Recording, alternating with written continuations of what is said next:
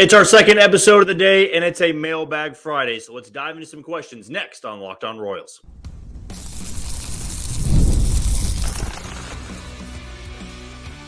You are Locked On Royals, your daily Kansas City Royals podcast, part of the Locked On Podcast Network, your team every day. You are tuned into another edition of Locked On Royals on the Locked On Podcast Network. As always, I am your host, Jack Johnson, and you can find me on Twitter or X at JohnnyJ_15. You also can catch us on wherever you get your podcasts. That can be Spotify, Apple Podcasts, Amazon Music, Google Podcasts. We're on Odyssey, and we're on YouTube. Just be sure to hit that follow button and subscribe. If you are a first-time listener and want to know a little bit more about me and this show, well, I am based here in Kansas City. I work at Sports Radio 810 WHB. That's where I just came from before coming home to record this podcast. And over there, I do some hosting, co-hosting, and some producing. But when it comes to this podcast, when you click on this link, you know that you are getting 30 straight minutes of Royals baseball. Today's show is brought to you by Booking.com. Booking.yeah. The right stay can make you a fan of any city, even your rivals. Check out Booking.com for your stay today. Well, it is our second episode of the day. We had one this morning on second half breakouts for the team. And as for tonight, we're going to stick to the norm here. We're going to stick to the usual and still dedicate this episode to the listeners, where we basically open it up and want to get all your thoughts either on Twitter or on YouTube. I'll be answering all the questions and trying to divide them up here into three segments. So question number one is going to come from Twitter by KC Royals fan. He asked, or she asked, would the Royals trade Vinny or Nick Pratto now that they have drafted Jack Caglione? Well, the good thing about the MLB draft is that when you draft a guy, whether it be the first round, second round, third round, fourth round, fifth round, they're not going to be here for a year or two at I would say minimum. Truly, I mean, they're going to be in the farm system for a little bit of time. Jack Caglione, I see no differently. I don't see him being thrown up to the big league level this year, not even next year for that matter, unless it's very late next year. The Royals had the luxury of taking their time with Jack Caglione. But as for trading Vinny or trading Nick Pratto, I don't see either happening. Nick Pratto may be in this organization next year as depth. He may not be. Vinny Pasquantino, they still view as an everyday big leaguer. And if Jack Caglione, for that matter, really fast track to the big league level, I think they just move Vinny to DH. Or maybe you do have to teach Jack Caglione a different position. I'm not one of those people. I think if you spent a 6th overall pick on him, he needs to be a first baseman. And Vinny Pasquantino can move to the DH role depending on when Jack Caglione will be called up. But I don't think this forces Vinny Pasquantino or Nick Pratto out of the organization. If anything, I'd love to see Vinny Pasquantino and Jack Caglione hitting, right next to each other, and maybe the 3 or the 4 hole or the 4 and the 5 hole. I think it'd be a great opportunity for the Royals to really get some thunder out of the lineup and give some protection to a guy like Jack Caglione. But no, I don't think either of those guys are going anywhere. Next question comes from JN. What does Lugo have to do to win the AL Cy Young, or is it a lost cause at this point? Coming from someone who has been dollar cost averaging him for AL Cy Young winner. I think that Seth Lugo is not going to win the Cy Young, mainly because I believe it's going to be Tarik Skubal. And now Tarik Skubal could always collapse in the second half. And I think that Seth Lugo has done a great job of having a steady presence in that rotation. He's been damn good. Let's get that straight. I just don't see him as being that guy that's going to jump to the leaderboards because he doesn't strike out an astronomical amount of hitters. Honestly, I think with a better second half, Cole Reagans might be able to leapfrog Seth Lugo in Cy Young votes, which is just fine by me. I just don't know if I see Seth Lugo being able to maintain that pace of leading the league in innings, leading the league in wins, having an ERA under 3, being able to basically have a number 1 next to his name in numerous categories. I don't know how sustainable that is. And with the way Tarik Skubal has looked, the way that Corbin Burns has looked, though I think Seth Lugo is very comparable to Corbin Burns. I just don't know if I see him taking home the trophy. I'm not going to say impossible, but right now I don't know if I'd put him in top 3 odds. Maybe top 3, certainly top 5, but top 3 might be a bit of a stretch at this point. I know it sounds crazy. He's leading in so many categories, but the way I just envision the second half going and the way the votes are going to be rolling in, my vote's going to be Tarik Skubal of the Detroit Tigers. Next question comes from Waka Season. Would you be more of a fan of Tommy Pham or Jazz Chisholm in a trade? Well, we talked about this 2 days ago. It might have actually been a day ago. I got my days all screwed up because we're doing 2 episodes today. But Tommy Pham is starting to make more and more sense for the Royals. However, it appears from what we've been hearing through articles, Andy Rogers had a piece, I think, earlier today, and then also what John Sherman said, the Royals are not just trying to make trades for this year. They're trying to make trades to better the team next year and the year after that. So Jazz Chisholm, for that matter, would fit that description of a guy that's not just under control for this year, but multiple years of control. Tommy Pham will be a free agent at the end of the year, and I don't envision the Royals would bring him back if there was a deal to be made. But I think in terms of what you would have to give up for Jazz Chisholm, I mean, you're really thinking about emptying the farm system at that point, at least with the top 5 guys. I don't think Jazz Chisholm is going to only return a couple of 10 to 20 range prospects in the Royal system. I think that he is going to be somebody that is having the price of a Blake Mitchell, having the price of a Ben Kudrna, maybe another pick is thrown in there for next year. Who really knows? Tommy Pham, I think, would be in that 10 to 20 range for the prospect ranks in the Royal system. So for right now, I think cost-wise, I'd go for Tommy Pham or not make a trade for a bat at all. I know that seemed as controversial. I've had some people in the comments really disagree with me. I love the debates back and forth, but for what Tommy Pham's going to cost, I think I'm okay trade like that. Whereas Jazz Chisholm, I feel like Miami's asking for a lot for that center fielder. And I don't know if Jazz Chisholm significantly moves the needle for me with that lineup. I'm not saying Tommy Pham does either, but Tommy Pham is cheaper.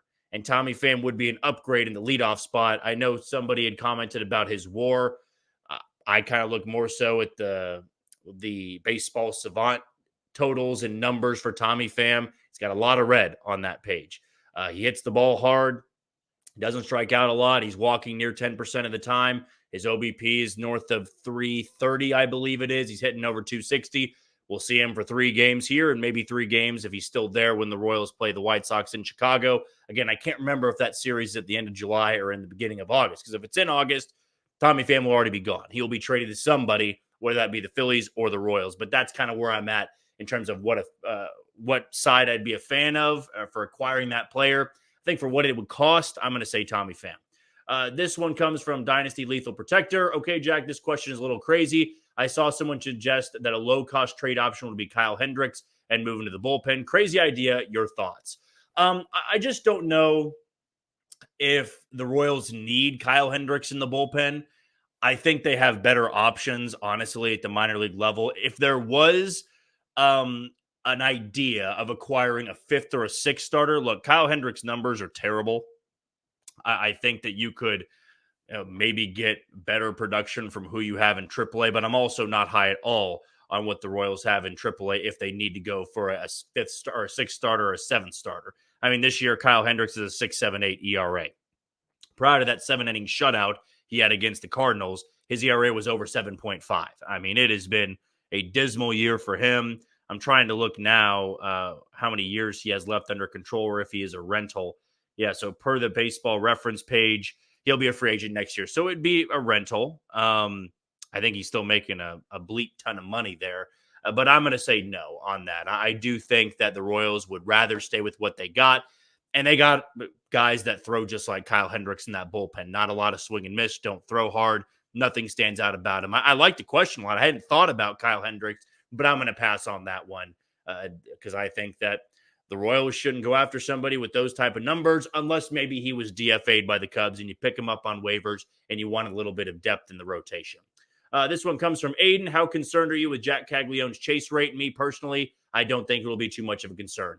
Yeah, I think the overall data that we have on Jack Caglione is so overpowering that the chase rate, I think you can work on that and fix that at the minor league level. Now, the Royals got such a high-end prospect on their hands. I mean, he's oozing with talent both, at the plate and on the mound. They say for now he's going to try to be a two-way player. I don't think that's going to be the case. But the power, the hard hit rate, how often pitchers just pitched around him at the college level. I know college numbers can be inflated a little bit, I'm just not overly concerned just yet because I also want to see him in the pros. And I mean, minor league still counts as being in the pros. You are not playing at a Division I level anymore. It's a step up. You are paying or playing guys that are getting paid to play the game. And so for me, if year one has a big problem with swing and miss, then I think I'll pay attention to it a little bit closer. Right now, though, I think the 70 grade power, the big time hit tool, him being above average in the field, all of those things are kind of at the focus here or the front of my mind than really the chase rate. If the chase rate is a problem in his first year at the minor league level, we'll have a different discussion. But as for right now, I'm not overly concerned about it. Okay, we're going to take our first break of the show. When we come back, still plenty more questions to get into next on Locked On Royals. You are tuned into Locked On Royals on the Locked On Podcast Network. I'm your host, Jack Johnson. You can always find us on wherever you get your podcast. That can be Spotify, Apple Podcast, Amazon Music, Google Podcast, we're on Odyssey, and we're on YouTube. Just be sure to hit that follow button and subscribe. Want to give a shout out to the few of the sponsors, starting with Booking.com. With summer travel heating up, especially for baseball games, it's time to explore those cities you've always secretly wanted to learn more about. Yes, we are talking about your rival cities with hotels, bed and breakfasts, vacation rentals, resorts, and so much more on Booking.com. You might just find the perfect stay even in your rival city. And here coming up in about a month or so, I'm going to be heading off to San Diego for a wedding. And you guys said I'll be going through Booking.com to make sure I got the right stay, make sure I'm all taken care of. I'm not getting gypped out of any other deals. They just make things so simple for you when you're going to book, whether it be on the website or you're booking on the app. So find hotels that look over stadiums to family-friendly resorts. Booking.com has so many choices across the U.S. for summer travel this season. The right stay can make you a fan of any city, even your rivals. Book today on Booking.com on the site or on the Booking.com app. I also want to tell you about PrizePicks. It's the number one daily fantasy sports app in America with over 5 million active members. It's also the easiest and most exciting way to play daily fantasy sports. And unlike other apps, on PrizePicks, it's just you against the numbers. All you do is pick more or less on 2 to 6 player stat projections and watch the winnings roll in. Get in on the daily action with your friends and become part of the PrizePicks community today. You can also turn $10 into $1,000. Yep, that'd be 100 times your money on PrizePicks with as little as 4 correct picks. Again, you can turn that $10 into $1,000. So download the PrizePicks app today and use code LOCKEDONMLB for a first deposit match of up to $100. That's code LOCKEDONMLB, LOCKEDONMLB, for a first deposit match of up to $100 on PrizePicks. Pick more, pick less. It's that easy. We're going to jump back into our questions on Twitter. This one comes from Brett. How do you think they will balance being buyers at the deadline without further depleting a bad farm system? Well, I do think the Royals have depth in the farm system. They just don't have a lot of guys that pop in the farm system. I think that Jack Caglione will be a guy that pops in that system. Blake Mitchell, maybe a year from now, will pop in the system. Blake Walters, same thing. But there are a lot of guys that are just maybe big leaguers. And if they get to the big league level, we're not talking all-star, superstar. We're just talking guys that are okay, average players at the big league level. But if they are going to be buyers at the deadline, you're going to have to give up resources in your system. And that's what I think the Hunter Harvey deal showed us, was that the Royals just don't have a deep enough system where teams are going to take their 10th or 11th best prospect. They're going to take something in the top 5. And maybe right now, with the Royals calling around about Jazz Chisholm and Tommy Pham, maybe the White Sox and the Marlins are asking for Blake Mitchell. Maybe they're asking for Blake Walters, Ben Kudrna, Gavin Cross, those guys to, put them over the edge a little bit. And, the Royals, I don't think, want to part ways with those guys anymore. So to add at the deadline, if you don't want to give up anything in the system, I think you would have to look at, waiver wire pickups, guys that get DFA'd, of course. You could look at trading for minor league options in the same way they traded for Nelson Velasquez last year and James MacArthur. You trade a guy that's blocked for a guy that's blocked elsewhere. That, to me, would be the only other way to acquire talent at the deadline without giving up a ton in your farm system.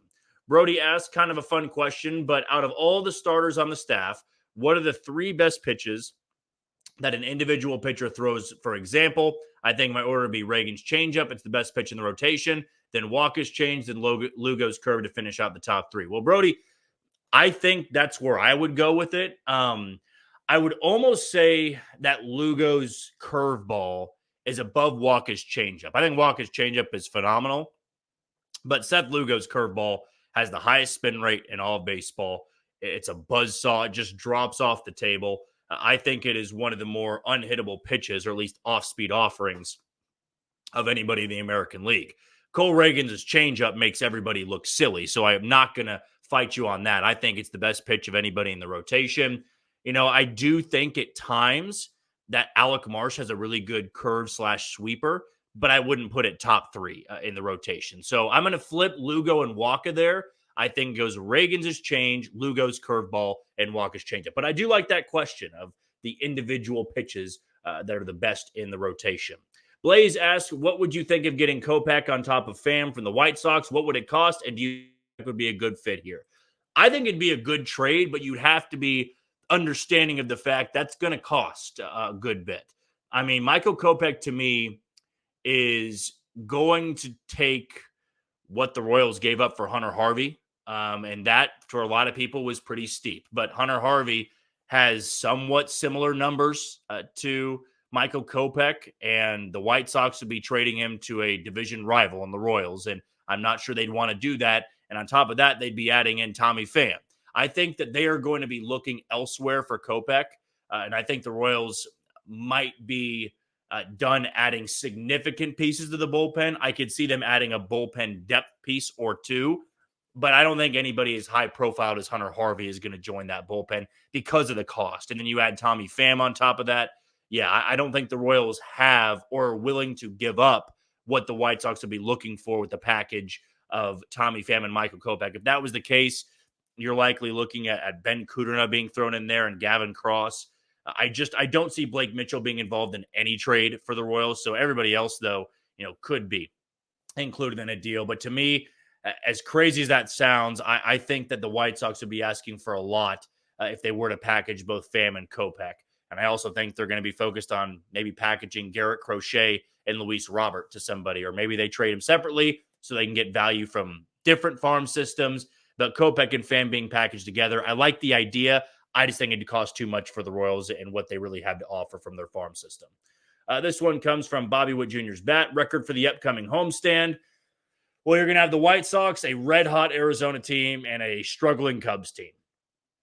I think if you walked away at 6-3, you can feel pretty good. That would put the Royals at 10 games over 500, if I'm not mistaken. They are 52-45 at this point in the season. So that would put them at 59-48. Would that be? Did I get that wrong now? They're 52-47. Yeah, that'd be, or 52. Hold on here. I'm trying to do the math in my head when I can just easily look it up on the MLB app. The Royals going into tonight against the White Sox are 52-45. So if they went 6-3, they'd be 58-48. I'm like, that 6 does not equal up to 59. That just shows you how bad I am at math. But yeah, 58-48, you'd be 6-3 on the homestand. Then I think you go to play Detroit, if I'm not mistaken with that. I'd feel good about 10 games over 500 nearing the trade deadline.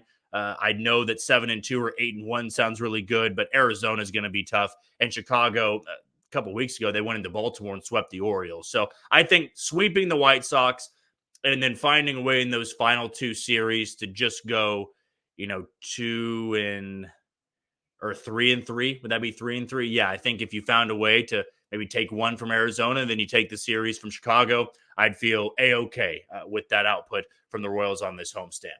Want to get one more question here before we go to our final break. This one comes from Marty. Would you trade Garcia and Carter Jensen to Tampa for Isaac Paredes? No, I would not. I like Carter Jensen a lot in the system, and I think Maikel Garcia, only being 24 years old, still has the ability to bounce back, whereas Isaac Paredes, the numbers, I think, do look good on the surface. The underlying metrics do not look good for Isaac Paredes. So if that's what it would cost, I still think I would pass on that because I think Maikel Garcia is going to bounce back, and I really don't want to give up Carter Jensen after he just got promoted to Double-A. But good question there from Marty.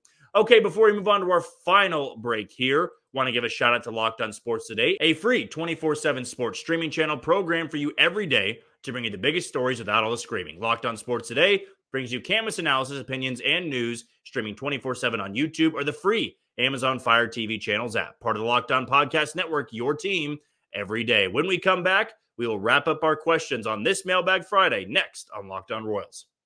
You are tuning to Locked On Royals in the Locked On Podcast Network. I'm your host, Jack Johnson, and you can find me on Twitter or X at JohnnyJ_15. We have a few more sponsors to finish out the show with, starting with SupplyHouse. Get supplies from the site that's made for the skilled trades, SupplyHouse.com. SupplyHouse.com is the reliable way to order plumbing, h-vac, and electrical products online, and their easy-to-use website is packed with helpful resources and the latest product info to help you get the job done right. Shop a complete inventory of over 200,000 parts from over 400 top brands and get your order delivered right to your door with fast shipping from coast to coast. Need help with an order? Get expert support and industry-leading service from the friendliest folks in the business and talk to a real person every time. Pros in the skilled trades can get a competitive edge by joining SupplyHouse.com's free Trade Master program. Every Trade Master gets access to a dedicated phone line, free shipping, and discounts on every order. Join the thousands of trade pros already benefiting from their free membership at SupplyHouse.com and order plumbing, HVAC, and electrical supplies from anywhere with just a few clicks at SupplyHouse.com. We also want to tell you a little bit about FanDuel. And with FanDuel, we know how much we miss the NBA playoff action. NFL is right around the corner. College football starts next month. It really does feel like we're about to hit the wheelhouse again. Playoff baseball will be coming in. College basketball is still about 2 months away or 3 months away. But if you are into betting like that, there's really no better place to go to than FanDuel to get some winning bets starting today, because maybe you're looking at Michael Wacha tonight. He already shut out the White Sox in the first time he faced them at Kauffman Stadium this year, then also pitched very well when they were in Chicago and faced the White Sox in some bad weather. So I'd throw some money down on Michael Wacha, going over 6 innings tonight and allowing less than 2 runs. And this summer, FanDuel is hooking up all customers with a booster bonus daily. That's right. There's something for everyone every day all summer long. So head over to FanDuel.com and start making the most out of your summer. FanDuel, the official sports betting partner of Major League Baseball. We have a few questions here, and I got to bounce back and forth between YouTube and Twitter here so I don't miss anybody. And if I do, just shoot them over to me again. You can do that on Twitter or try to pop them up on this video so that I don't miss anybody's question, because I do feel terrible when I don't get to all the questions that are thrown my way. This one comes from Andrew on YouTube. I don't have Twitter, but I have a question for your Friday show. Why not bring up Gavin Cross and have him hit leadoff? He is younger than Tommy, better defense, more power, and a left-handed hitter. Well, the reason why is they want to slow play with Gavin Cross. He didn't have a good year last year. He's starting to have that confidence back this year and looks really good, but the Royals don't want to rush him. And in a playoff chase, you don't want to put that type of expectation on a rookie to come here and lead off. And yeah, we could say he's younger than Tommy Pham, but we can't say better defense, more power, and a left-handed hitter. Actually, you can't say he's a left-handed hitter because that's what he is. But more power and better defense, we haven't seen it at the big league level. You can have power and better defense in the minor leagues, but it's all different once you get to the big league level. So that's why I think the Royals will not call up Gavin Cross this year. And this one comes from Christopher. I don't have any way to message other than on here. This is for Mailbag. With the draft just getting completed, it made me wonder. The Royals have not played good baseball for a few years now. I'm curious why our farm system is so bad. Are they not good at evaluating talent? Well, I think that the MLB draft is always a crapshoot. You never really can tell if an 18-year-old is going to be really good when he's 22, or even a college guy who's 21 is going to be great when he's 24. That type of stuff is just figured out throughout player developing. And the Royals, I think, had missed on a lot of guys. Yeah, they had a great opportunity in the last 3 to 4 to 5 years to load up that system. The reality is, though, they only hit truly on one guy, and that was Bobby Witt Jr. I could say Vinny Pasquantino as well. If you want to give a nod to Brady Singer, sure. But a lot of the other guys, they just haven't lived up to the expectation of being a high-round pick. But an MLB draft is always going to be a crapshoot. It's tough to evaluate those guys, but some teams and some organizations are just better at the Royals. But it does feel like with Brian Bridges kind of taking over as the scouting director, things could be trending in more of a positive direction. But time will tell, because this was his first draft with the ball club. This one comes from Casey Superiority. With the emergence of Bubic and Harvey and the positive signs from Renfroe and MJ and hopeful emergence of Walter Pennington, I don't feel like another trade is necessary. especially with a weak but improving farm system. Wouldn't be mad if they made another move, but just wanted your thoughts. Yeah, I think that Chris Bubich, Hunter Harvey, and James MacArthur and John Schreiber feel like the big four you can roll with in the bullpen, and maybe that's not a big four in your minds, but I will think maybe a little bit differently once Chris Bubich kind of settles into that 8th inning role, that 7th inning role, and also what Hunter Harvey looks like. So to me, I think you could look at Chris Bubich as an acquisition. I think the Royals view him as an acquisition because he just got off the injured list. I do think they could look for more of a depth piece, but also Walter Pennington could be that depth piece they're looking for from a left-handed pitcher who has more swing and miss stuff. So I wouldn't fight you on it. Bullpen-wise, the Royals could feel good about where they're at, and they don't want to give up too much more in their farm system. So, yeah, I think that is something the Royals are thinking about as well. Max asked if the leadoff spot struggles and we can't find a good fit on the trade block, what would you think about Fermin in the leadoff spot? Sounds crazy, I know, but if you look at the numbers and how he plays, it kind of makes sense. Freddie Fermin, I do love a lot, but I do think his numbers are so good because the Royals do a great job of not overexposing him. I'm not sold that he's an everyday player. I think he's good to play like 2 or 3 times a week. It feels like right now the Royals are going to roll forward with Adam Frazier as their leadoff hitter. I think Freddie Fermin likes where he hits in the order. I don't know if I would move him up so high in the order. He doesn't always see a ton of pitches, but to me, I think he's fine as the 6 or the 7 hitter to give a little bit of pop down toward the bottom of the order.